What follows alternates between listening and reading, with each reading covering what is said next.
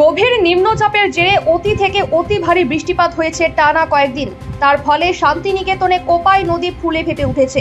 এদিকে শান্তিনিকেতনে গোয়ালপাড়ার সেতু জলের তলায় চলে গিয়েছে ও স্থানীয় বেশ কিছু দোকানও জলে ডুবে গিয়েছে। অন্যদিকে সতীপীঠ কঙ্কালীতলা মায়ের মন্দিরে নাথ মন্দির জলের তলায়। এক কোমর জল জমেছে সতীপীঠ কঙ্কালীতলায়।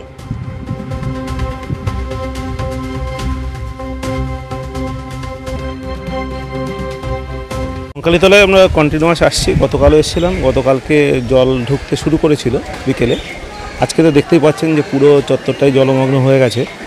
কারণ এটা জলটা ছেড়েছে, বাঁধের জলটা কুলতোর থেকে আমাদের গতকাল 5400 কিউসেক জল ছাড়া হয়েছে।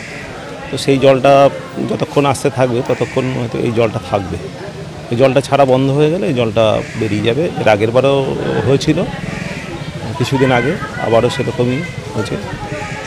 ওপরে আপার ক্যাশমেন্টে একটু বর্ষাটা হচ্ছে, ওটা এক্সপেক্টেড যে আমাদের ওয়েদার রিপোর্ট যেটা আছে আগামীকাল হয়তো ক্লিয়ার হয়ে যাবে। মন্দিরে কি পুজো পাঠ এখন বন্ধ আছে? মন্দিরে পুজোটা এখানে আমাদের শিব মন্দিরে হচ্ছে।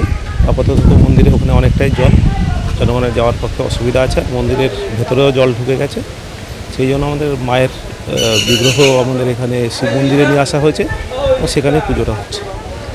এখানে কি মন্দির যেতে দেওয়া হচ্ছে না, এটা সিকিউরিটি পারপাসে, যে কেউ গেলে যদি জলে কোনো দুর্ঘটনা হয় তার জন্য আপাতত এখানটা বন্ধ রাখা আছে প্রশাসনের তরফ থেকে, এবং পুলিশের অ্যারেঞ্জমেন্টও রয়েছে। মায়ের পুজো দিতে যারা আসছেন তাদেরকে এখানে শিব মন্দিরেই ব্যবস্থা করা হয়েছে। আর মায়ের যে ছবি সেটা কি সরিয়ে নিয়ে আসা হয়েছে? মায়ের যে ছবিটা থাকে ওখানে আছে, মায়ের আরেকটা ছবি আছে যেটা সেটা থেকে এখানে পুজো করা হচ্ছে।